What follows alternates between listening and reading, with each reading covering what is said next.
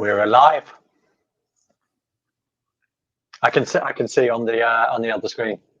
Okay, great. That's it. That's interesting. There's a delay because the film that I just saw was me drinking my tea. Anyway, It's like 5-second delay or something. It's a big delay. Mm-hmm.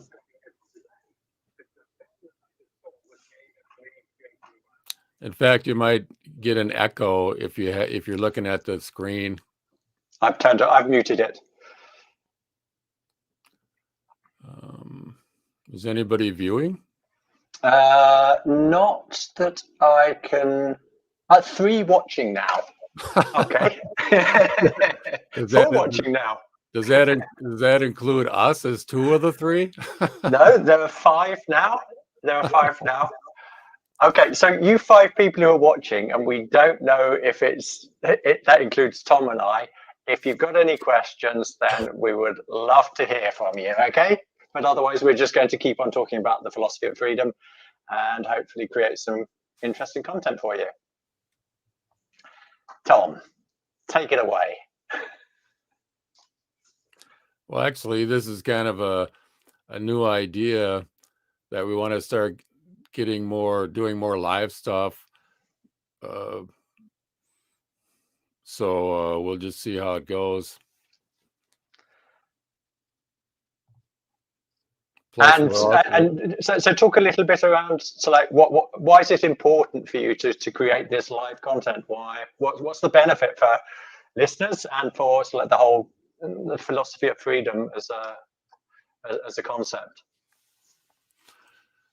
Well, we're working with philosophyofreedom.com, which is scrolling at the bottom of the screen right now. And we have a mission, and it's kind of taken. Rudolf Steiner had the same mission when he was involved with the philosophy of freedom, which was, he said that after he finished the philosophy of freedom, he got involved.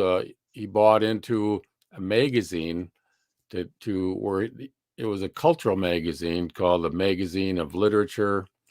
And what he was interested in was, I'm trying to do some controls over here. Oh, there it is.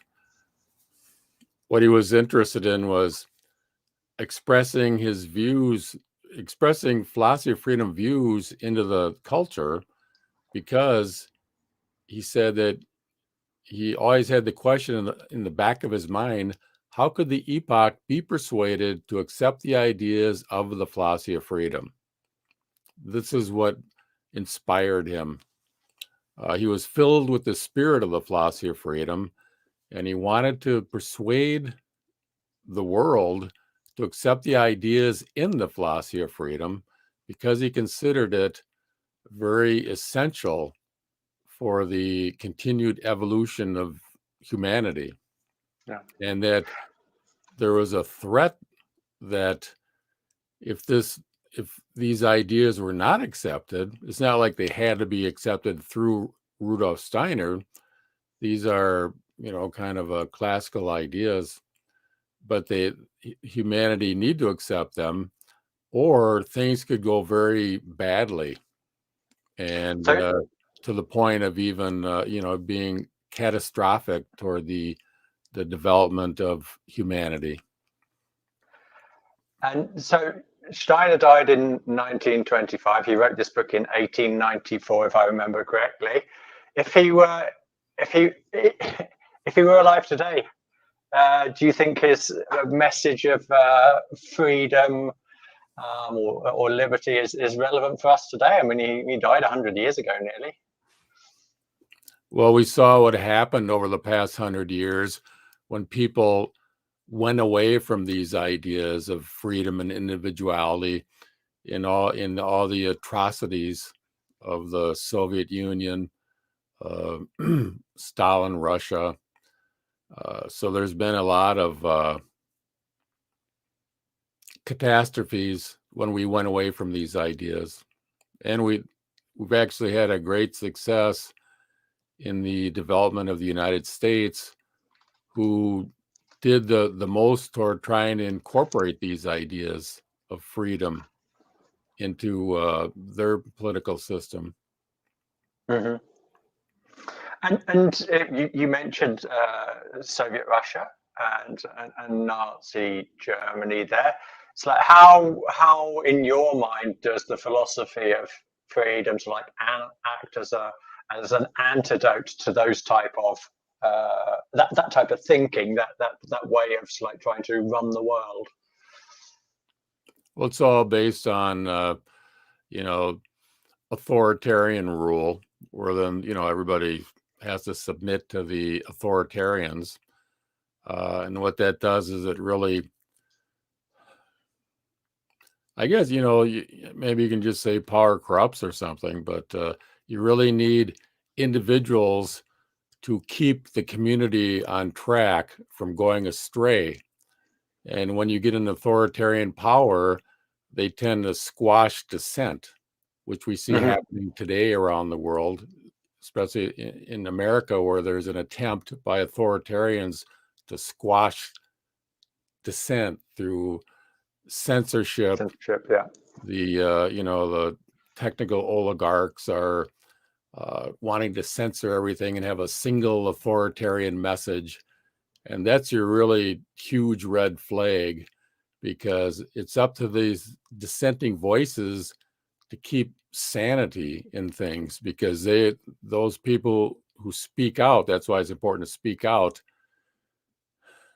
This is what needs to be heard and taken into consideration to keep things on the right track. And is there a link to these various perspectives that you indicate are so important? Is there a link there with like something that Steiner's saying in the philosophy of freedom, perhaps? Well, it supports making the individual central in society, because all of our moral behavior comes out of individuals, comes out of the individual. A conformist who just obeys the collective cannot be a moral person, because morality has to come out of freedom. Out of the individual, yeah. It has to come out of their ideas, their freedom. I mean, it's that's where moral responsibility comes out of. Any kind of morality that's forced, like all the political correctness and things, where if you don't obey the morality of the authoritarians, they will squash you, they will silence you, you will lose your job. I mean, this has been done throughout history, and it never turns out well. Never. There's never a case where this has turned out well. Have you seen, just to turn a little bit topical here, hopefully, have you seen how GoFundMe has had to back down?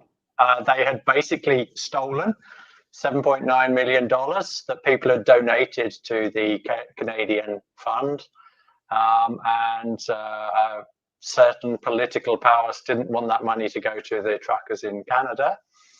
And yeah, it's really pretty amazing. There you have people, peacefully protesting for freedom.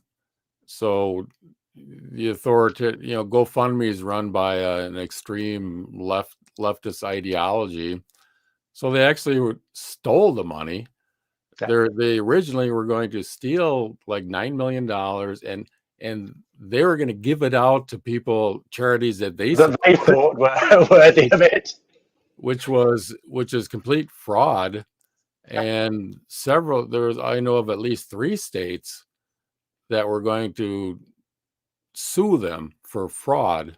Yeah, so that Florida DeSantis was one of them, wasn't he? Yeah, and Florida DeSantis, he seems to be, every day announces some kind of action he's taking.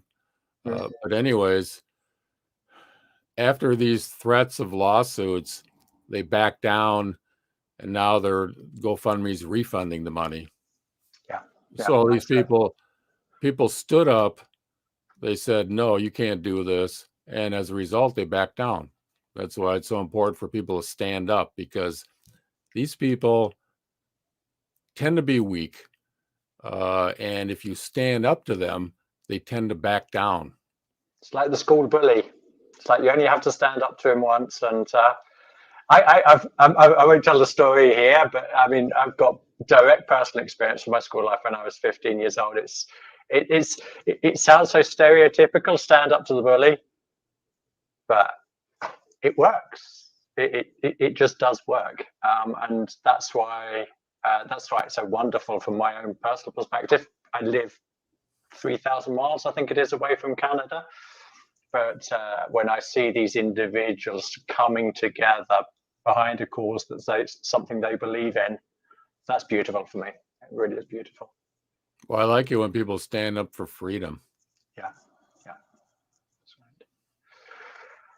That's right. Well, for me, it's not really about vaccines or any of that stuff. It's about individual right to choose, the freedom to choose.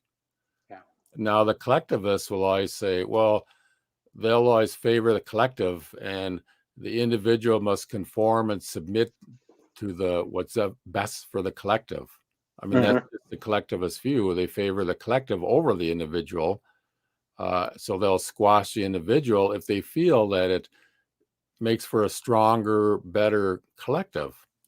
It's kind of comes from a misunderstanding of how collectives actually work and how the collective, they don't realize how much the collective needs independent individuals to speak up. So it's a misunderstanding of just how things work.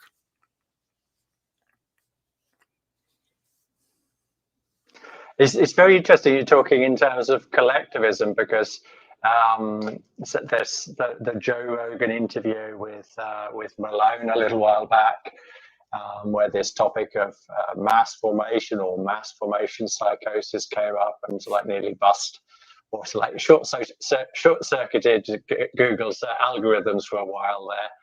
Yeah, it's also going to short circuit this video. Okay, so I'm getting it banned, but go ahead. It's almost like we'd have to speak in code, because that's one of the topics that they've removing from the internet, because it threatens the power structure. If I say it in a foreign language, perhaps the algorithms haven't worked it out yet. But go ahead.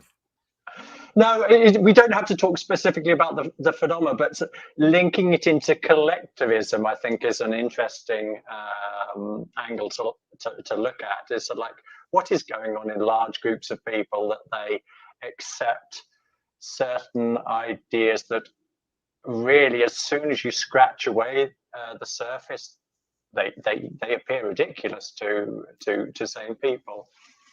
Well, I'm doing a video on that topic of group hypnotism and how it may relate to events in Waldorf education. It's going to be a very interesting video that I'm still working on the script. But anytime you have a group mind, which, we kind of accept that a group mind tends to exist in any kind of a collective community. Yeah. But any kind of a group mind creates kind of a hypnotic effect, in that mind will begin influencing to varying degrees and replacing an individual's thoughts with the thoughts of the group mind. So any kind of when I was doing research on this, it really, I've always been an individualist, but it really is shocking when you start thinking about the hypnotic state of any kind of a group mind. It's almost like, gee, how can you have a community, without developing some kind of a dominant group mind? I mean, you notice this whenever you talk to, politics with somebody, or even anthroposophy, you can start identifying the group mind thoughts, the group mind talking points right away. Especially, of course, in politics. I mean, every thought is kind of a thought that comes out of the group mind of whatever your political group that you're affiliated with. And now, you get it in any kind of a group. It's always interesting, because then it becomes a debate, not between two people. It becomes a debate between the group mind of one group and the group mind of another group. The individuals are just channels to the various group minds. I mean, that's not independent thinking, and it's a hypnotic state. You can see I've just changed the banner there. The purpose of the philosophy of freedom is to lay the foundation of ethical individualism and of the social and political life. How does that tie into what you're talking about there? The problems of collectivist thinking and the tendency to move to us like a more hypnotic, unquestioning state. Why is ethical individualism, do you think, the answer there, or part of an answer? Well, ethical individualism is all about how to become a free individuality. And it goes into great detail in part 2. Part 1 of the philosophy of freedom goes into basically a study of free thinking by going through the cognitive processes, kind of an in-depth study of, so the cognitive, it starts with action, goes into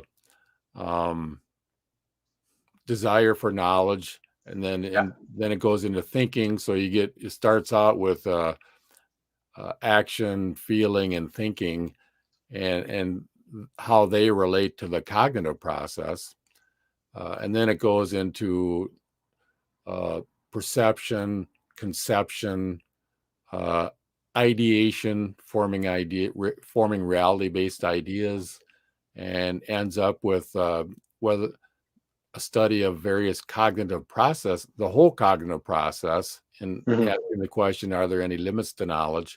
So that goes into an in-depth study of the components of cognition, which then leads to kind of a freer thinking, so that we can. Can I just stop you there, just for the audience?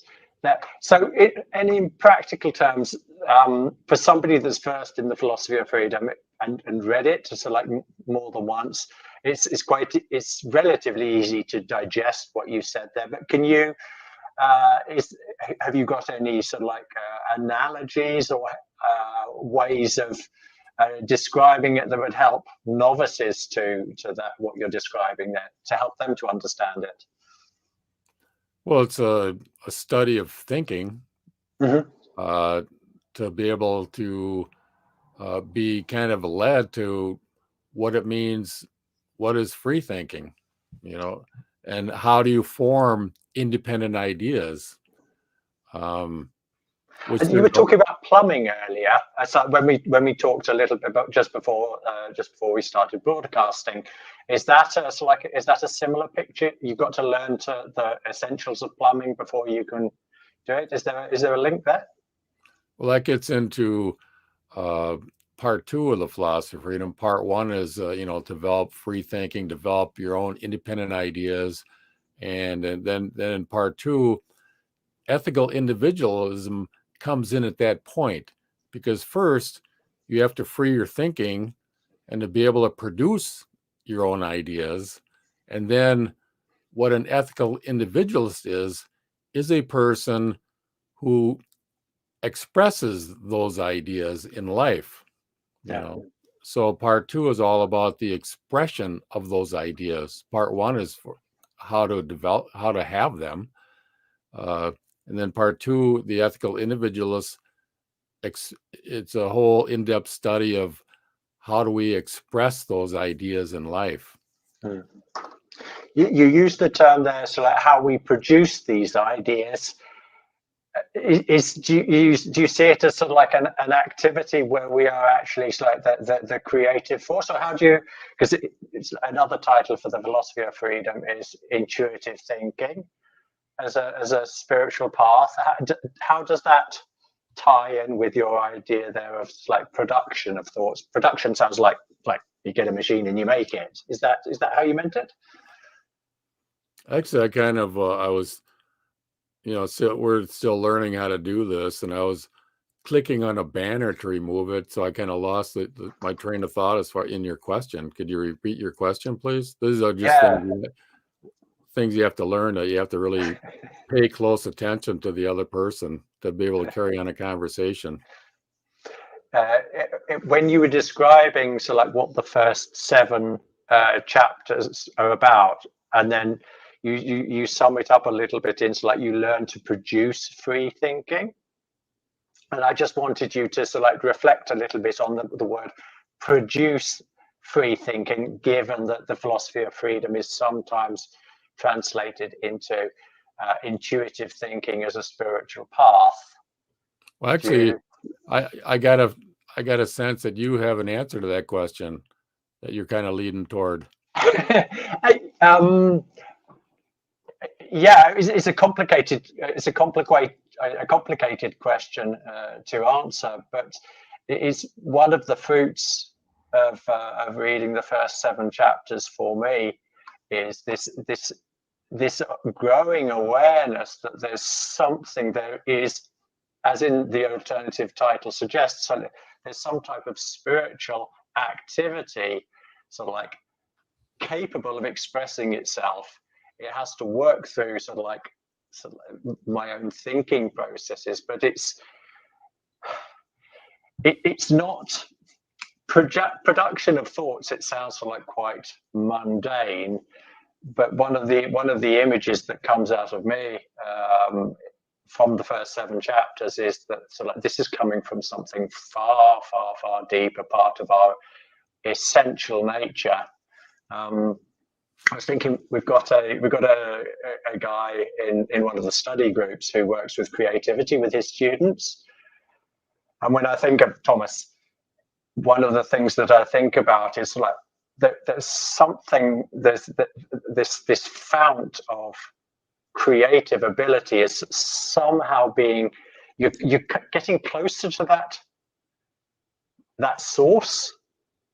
The more you come into contact with, it's like what I think is the essence of the first 7 chapters, or one of the essences. How does that sound in your ears? Is that a fair description, or would you describe it in another way? As you mentioned, the other title of the philosophy of freedom, intuitive thinking as a spiritual path. It's about we all have experience with intuitive insight. It's just part of the intellectual process of understanding and knowing. We experience intuitive insights. Mm-hmm. So by cultivating that, it can become our real guide in life, which I'm sure, this is, many people already understand this, and they rely on their intuitive insights as a guide in life. Mm-hmm. So the part 1 of the philosophy of freedom, well, a lot of the philosophy of freedom, you can find many other sources for the same message. And of course, intuitive insight is one of them, and there's many references in how to cultivate intuitive insight. Though we're not talking about vague intuitive feelings, though it may first appear that way. What we're looking for is, it's also called intellectual intuition, in that we want intellectual insight that is very clear, that it connects in with all of our other knowledge.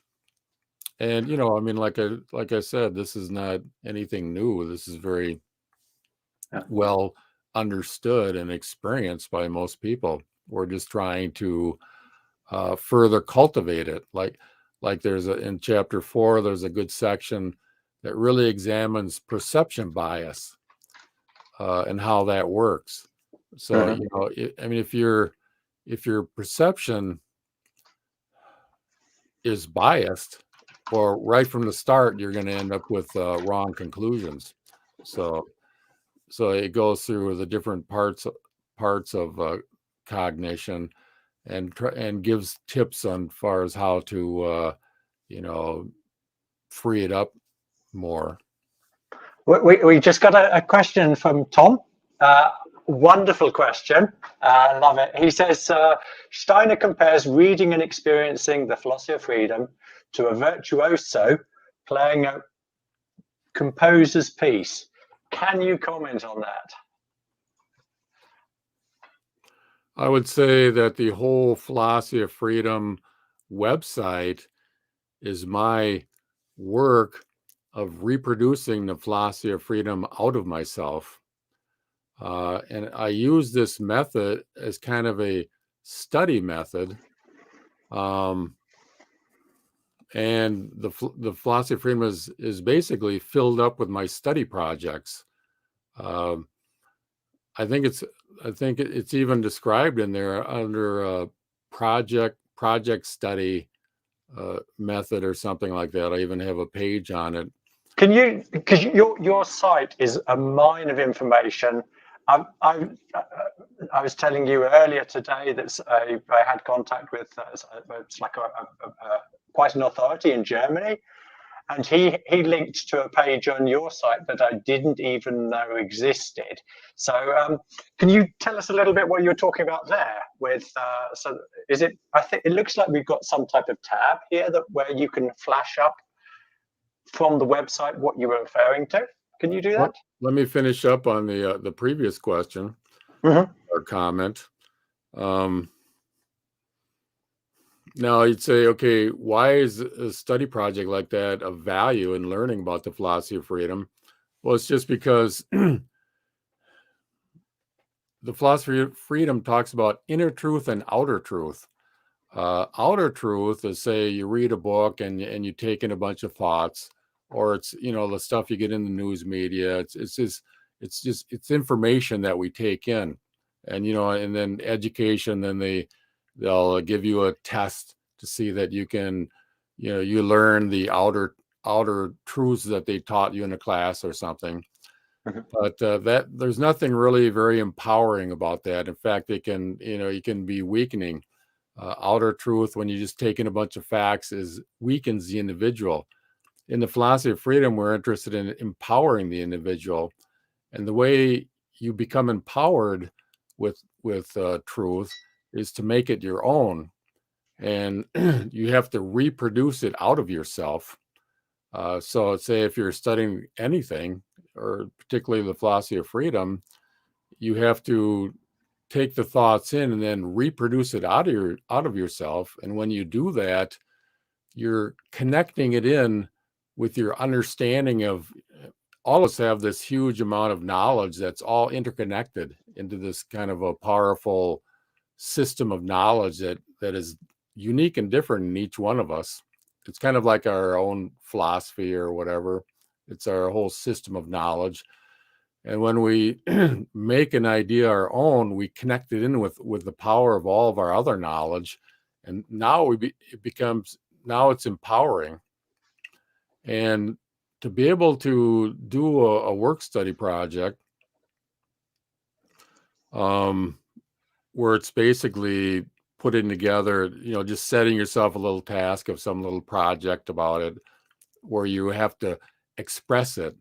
Whenever you have to express an idea, you have to create it out of yourself.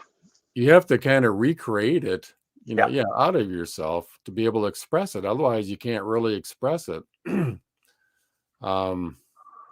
And that has a totally different ability to communicate something when it's coming live out of you, as opposed to something that's been scripted or it's like learned. It's very interesting. It's like, as languages and communication is like one of my areas of interest, and I am so sensitive to what is scripted and what is like you can hear coming genuinely out of somebody's inner being. I know I'm not alone on that. Do you want to, whilst you look for the site you were referring to, I'm going to try and give a partial, and it'll only be a tiny bit of an answer to Tom's question as well from my perspective. But if you find the site the part on your site that you were referring to in your comments, and then I'll pass back over to you when you've managed to work it out. Okay? Does that work for you? Okay. All right. Yep. So Tom's recomposing it in his website, which means it's of immense value to a lot more people than just Tom. I'm still very much at the personal level of trying to do that. So I've told Tom about this before, but I decided over the Christmas holidays I was going to memorize the philosophy of freedom. Obviously not word for word, but all of the key, what I perceive to be the key concepts in the 14 chapters or 14 plus 1 chapters. So my composition at the moment is completely invisible. It exists in my mind. I've got about, I don't know, must be about 95, 100 sort of like memory locations stuck in my head so that I can walk myself through sort of like the philosophy of freedom. But in the recomposition, so like on my own terms of that, I'm also able to really get a sense of the flow of how seeds of ideas are developed in one chapter and how they sort of like they grow a little bit in the next chapter, grow a bit in the next chapter, and so on. But I don't have a means of communicating that to people yet, because I don't think they'd be very interested in the images that I've got stuck in my head to help me remember the content. But it's a fun process. If anybody's worked with memory techniques, Giordano Bruno and that type of stuff, it becomes entertaining, even though it's hard work. Now, how's it going, Tom? We do have the ability to invite people into our live broadcast, and you can appear on camera with us. If there's anybody that would like to join us in this broadcast, I can post a link out there, and all you have to do is click on that link and you'll be here on camera with us live. So if anybody that's watching would like to do that, just let us know in the comments, and I'll put a link out there and you can come in and have your say. Interesting. So did you find when you were talking about how your website is your recomposition, or you being a virtuoso with regards to the content of the philosophy of freedom, you talked about one specific page there. Can you show that to us on screen, perhaps? It looks like one of the tabs down the bottom there allows you to show content. Okay, well, let's just do this just so we can see if we can do a screen share to test a feature of this. Yeah. We'll try to share a screen, see if that works. It looks like 1, 2, 3, 4, 5, 6 from the right might work nicely. 6 from the left, sorry, not 6 from the right. Oops.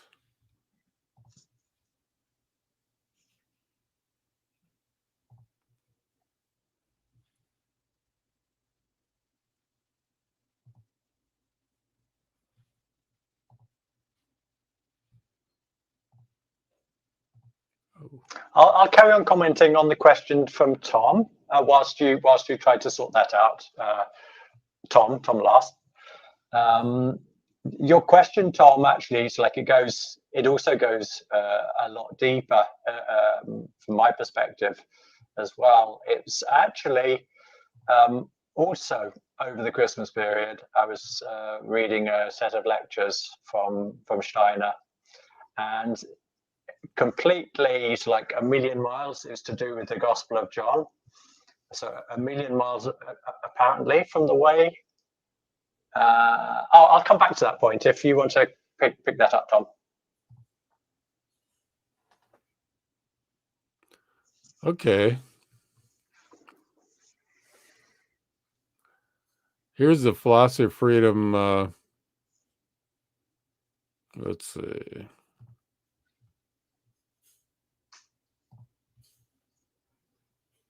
All right. It's very difficult to do this on this program. They recommend you have another 2 computers to do it, but anyways, it's working now, right? Cool. You can see the website? Yeah, I can see the website's up on Okay. the screen, yeah. Okay, I'm going to go down to the study guide and go down to the work study project-based study, that's what it's called. I'll click on that link.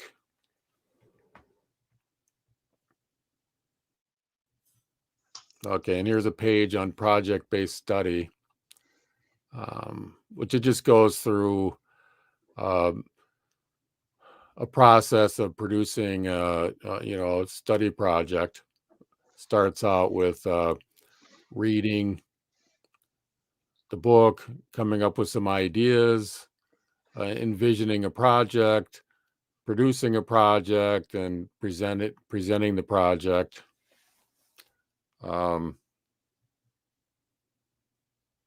Simple as that.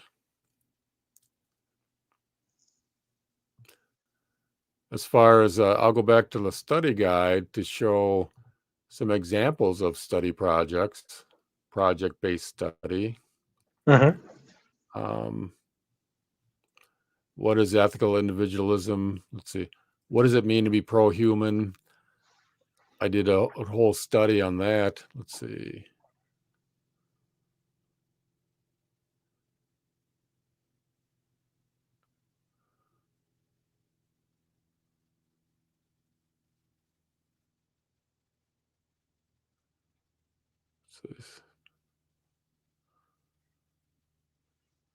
What's that group conversation there? That's something that I haven't seen before. I'm sure it existed, but I've never seen it.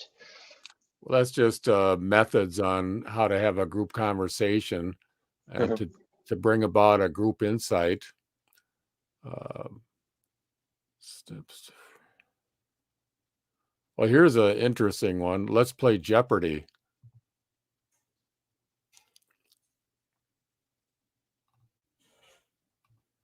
Welcome to Philosophy of Freedom Jeopardy. You could call this a study project. Let's see. It has, I don't know if we can get the sound on this, but anyways, I created videos. It's entitled The Goal of Knowledge. They are truth. I can hear it. I basically created a video series of people playing the philosophy of freedom Jeopardy, and they ask questions and then they give answers. And it's probably the most ridiculous project. It looks good fun. But that's a real extreme example of a project-based study. And the study groups that you run, tell us a little bit about those, because that's how I came into contact with you and your work. The wonders of YouTube thought that I wanted to see some of your videos. How right they were. Let me put up the banner on here on the website. These are the links on the website banner, which it starts out with join us. That way you can subscribe to the website, and then if you subscribe, then you'll get a weekly or so email about things that are happening, new videos that have been posted, various information. And then it says next one is Easier Edition, which is a new translation of the Philosophy of Freedom. It's only available there at this link on the website. You can download a PDF of it. It's a special translation that I put together because I was doing these projects. I used a lot of Philosophy of Freedom quotes, and I found that it was every time I did a quote, I had to work on it to make it more clear. And I would refer to like 12 different Philosophy of Freedom editions. There's 12 different translations of the Philosophy of Freedom available.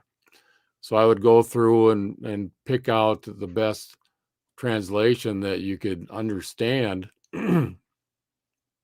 So after doing this all the time, I thought, instead of having to do this every time I want to refer to the Philosophy of Freedom, I ought to just go through it and refer to all those dozen translations and put together kind of an all-star translation of the best translation from all the 12, because each translation, as you went through, you'd find out there'd be one that just did an excellent job of translating something, so it was very clear.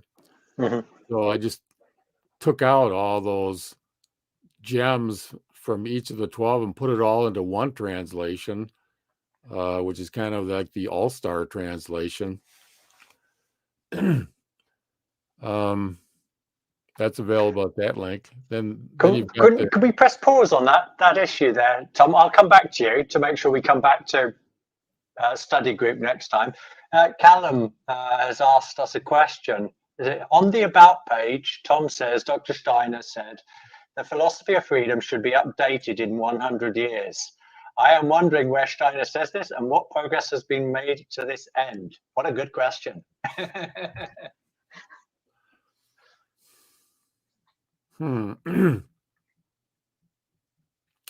think that was it might have been in a book somebody wrote. I'd have to look into it to see where I said that, to see if there's if I have that, but I think it was, I'm not sure. I can't remember right now where it came from, though it makes sense. I mean, Steiner didn't have to say that to be able to, understand that in 100 years, things aren't going to be culturally related anymore, especially since the Philosophy of Freedom was written toward German philosophy from 100 years ago. And when back in that time, German philosophy, I believe, was very, well known in Germany at that time, and maybe around the world, where people took philosophy much more seriously and had philosophy discussions. I mean, today philosophy doesn't have much credibility anymore, and it's not, you can't say it's a classical, or that kind of philosophy is really very relevant culturally today. Yeah. Two thoughts coming up for me also as another reflection on the question is that we're not rewriting the book, Tom and I, but we've got other projects as well going on where we're hoping to be able to communicate the essential parts of the Philosophy of Freedom in ways that are more appropriate for the time. So we've got a project that we started just this Thursday, where we're trying to talk these issues through with beginners, and it's like making it a more personal attempt. So that's one effort that we are undergoing, or that we're doing at the moment, and we're hoping we'll be inspired to even better things. And there are a few interesting things in the pipeline, which I won't talk about here, but there are some very interesting things in the pipeline on that front. And then, of course, actually, I mean, the truths of the Philosophy of Freedom, they haven't changed.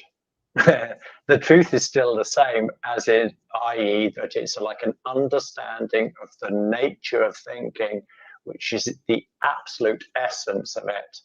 So we're not going to be in any way changing the truth that's in the Philosophy of Freedom. It's the presentation of that to help people find it, to make it more accessible to a modern mind. But there's no, I mean, Tom's got a video on his website about the aha moment, which he can talk about in a second. He knows it in better detail than I, where he brings a modern scientific finding from the field of psychology and relates it to the Philosophy of Freedom. But that's really only a way of confirming the truth that is already in there. Do you want to talk about that, Tom, that video that you showed me a little while back? You know which video I'm talking about, yeah? Actually, I would say that I'm a philosophy of freedom fundamentalist or a philosophy of freedom literalist. And the reason for that is that I see it as a science of freedom. So it's kind of like if you study physics or something, it's not like, well, you're giving your personal opinions or something. You're presenting a science, which, of course, you can always, you can always debate theories of science, but I see it, I view the philosophy of freedom as not even a philosophy, but as a science of freedom, because it gives descriptions that you can verify and confirm yourself. All kinds of everything is kind of a description, and it's actually a comparative science where it will describe one state and then it will describe another preferable state, which is kind of a step up. And these states that are described are descriptions of, say, the cognitive process or behavior, throughout. And you're given two things are described. One is kind of like the existing natural state or common state, and the other is where we want to go by, where we want to advance to. I'm going to take another reflection on the same topic. It's in one part of the, I believe it's second chapter, or it might have been the third chapter. Steiner reflects on we don't need to know any chemistry, brain chemistries. We don't need any. Obviously, they didn't have what's those electro. I'm trying to think what they're called now. There's with the big spinning magnets that sort of like do the brain imaging. What's that called, Tom? Can you remember? Brain scan? Yeah, there's an electro. I can't remember the exact term. EKG. EKG. Steiner would be adamant in sort of like, I believe, in saying that we don't need to look at sort of like the chemicals or the electrical activity to get a confirmation. It's the inner experience of the thinking that is fundamental to developing that freedom. However, if you can find examples from science that confirm what you're saying, then that is obviously that's of benefit. It's like supports your argument, but the real hard work is done inside in the developing of this capacity to think about thinking and enter this exceptional state that he refers to in chapter 3. Magnetic resonance imagery. Thanks, Stand and delivery. Yeah, good. I think what actually, Angus, we haven't really talked about you. I wanted to kind of introduce you. I mean, I've been the major force between the philosophy of freedom, but Angus has kind of all of a sudden appeared on the scene, and he's jumped right in to bring a new aspect to the philosophy of freedom. I think the website had gone as far as it could go with myself, since I just have my particular thing. So I started the study groups to start trying to build more of a community. And Angus got involved in a study group, and then he decided he wanted to jump right in to help in the work, and he's brought in a whole new aspect of interviewing people, and we're working on all kinds of projects to start interviewing other people about. We just posted one video on it where he interviewed and had a discussion with some study group members, And Angus has just been on fire. I mean, I said, yeah, let's do some more of this kind of work, like what we're doing right now. Let's do some interviews, other projects. We're even going to get into investigative journalism.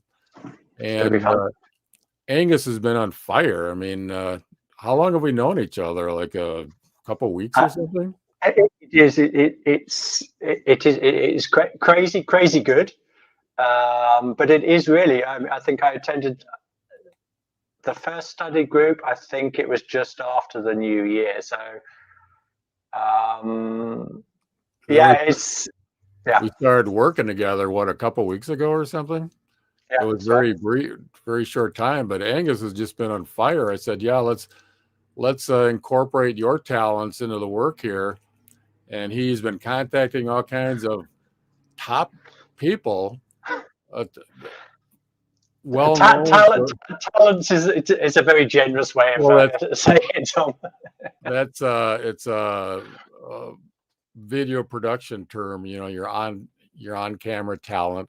You know, you get producers, editors, you know, that. Then you've got your talent is like the guy on camera.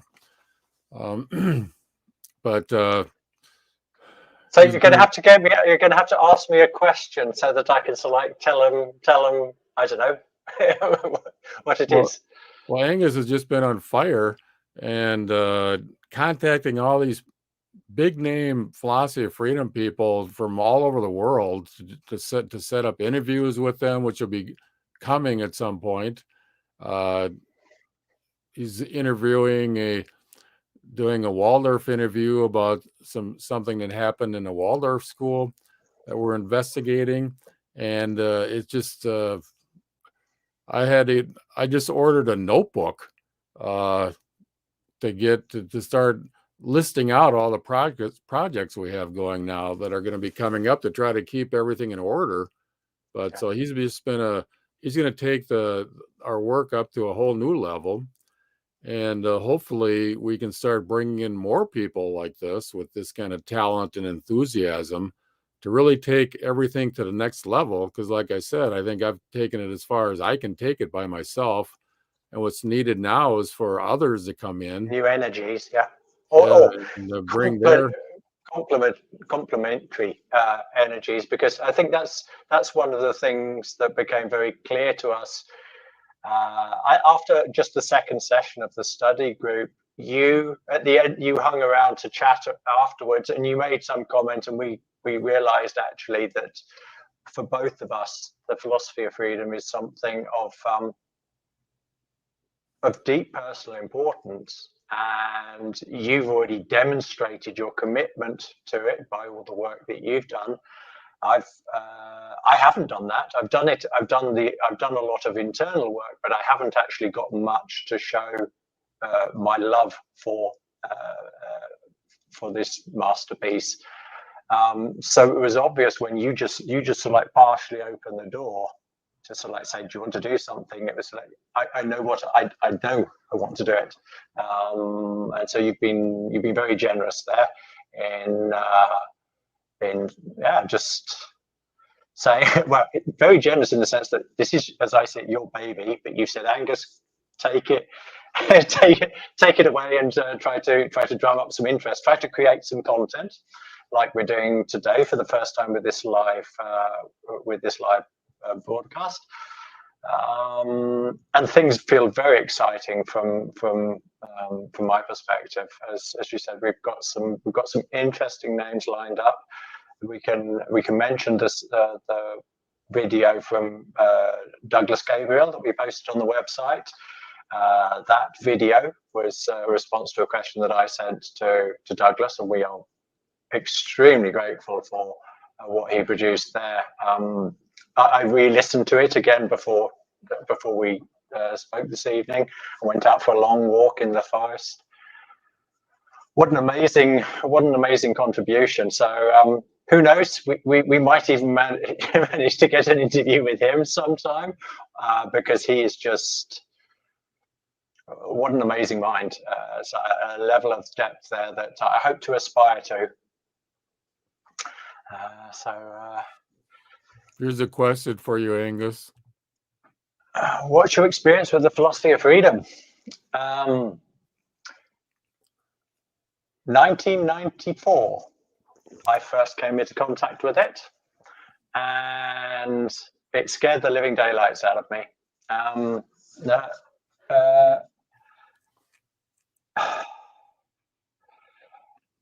It's a book that I've revisited lots and lots and lots of times. I'm also deeply into sort of like anthroposophical literature and other literature as well. Upanishads, Bhagavad Gita, Bible, Walter Russell, loads of these types of sort of like esoteric thinking. But the philosophy of freedom has sort of like this beautiful, simple truth for me, and this I managed to capture on my very first reading, and it was. There was so much that I didn't understand, but the one thing that I did understand when I was 24, 25 years old back then, was that it's like, if I get a real, true understanding of what thinking is, I've got a solid foundation on which to build anything and everything. I managed to take that away from my first reading. So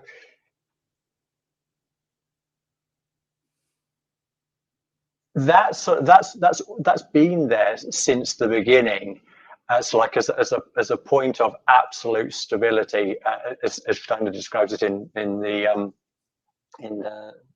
fourth chapter. It's the fulcrum. It's like Archimedes said, give me a fulcrum and a lever long enough and I can move the earth. It's a little bit that feeling that you do get, or you can get, from reading the philosophy of freedom. I got that first time, and then I've gone back and I've revisited it lots of times to develop, it's like, yeah, the subtleties in the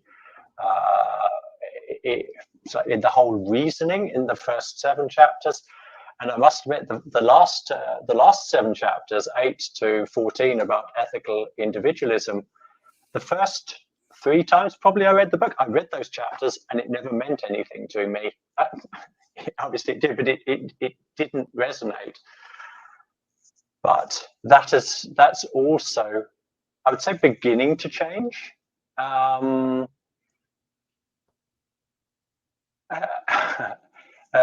I'm going to go back here to Douglas Gabriel and his video that is well worth listening to, because it does put an amazing context around that whole question. What is this ethical individualism? Why is it so hugely important to get a handle on it?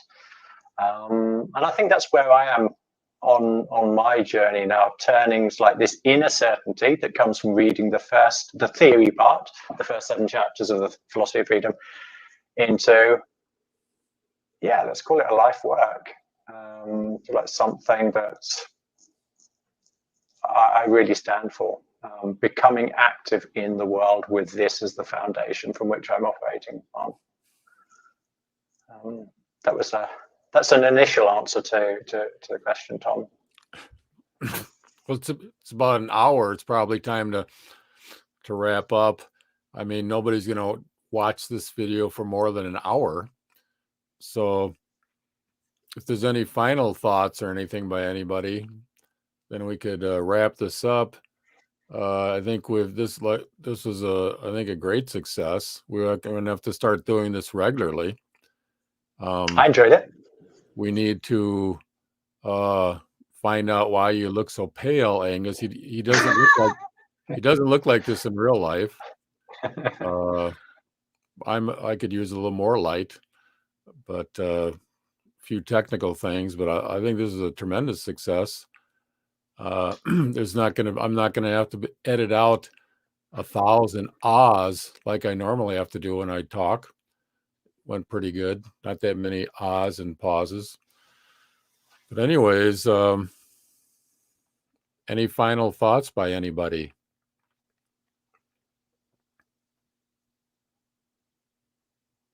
It looks like.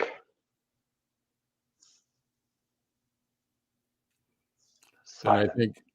I think we'll sign up. I'm really happy that Angus has joined up, and I encourage others to join up. So, because everybody has a talent that we really need at this kind of a crisis that we're in right now in the world. We're at this a major cultural crisis that's going to determine what direction we go. And this is why Steiner wrote The Philosophy of Freedom, to deal with this crisis that we're having now. And it does hold the answer. So it's important to get these ideas out. Just on that note, Tom, to finish off, and then we'll press the leave button. So you mentioned in an email a few days back, so like you were looking for, it's like Let me interrupt now. If somebody wants to get more involved, you can go to the philosophyofreedom.com website and contact me through the Contact Tom link at the top of the page, and we could talk about it. Okay, sorry. Go ahead, Angus. No, I was just going to say, there were two specific roles you mentioned in that email that you're looking for. Or was it three? Scriptwriter, art, and production skills. Was that what you were talking about?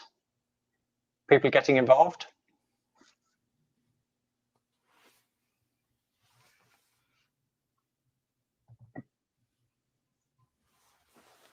Oh, did you just click that, Tom? Yeah. Oh, sorry, I've just clicked it away. Okay, well, I hope to hear from a standard stand and delivery. Stand delivery, yeah. I saw it's Matamoros, somebody perhaps from Mexico. There? No? Quizá? Okay. Great. Nice that you could join us. Hopefully, look forward to doing this again. And thanks for your questions, everybody. All right. We'll see you all again soon.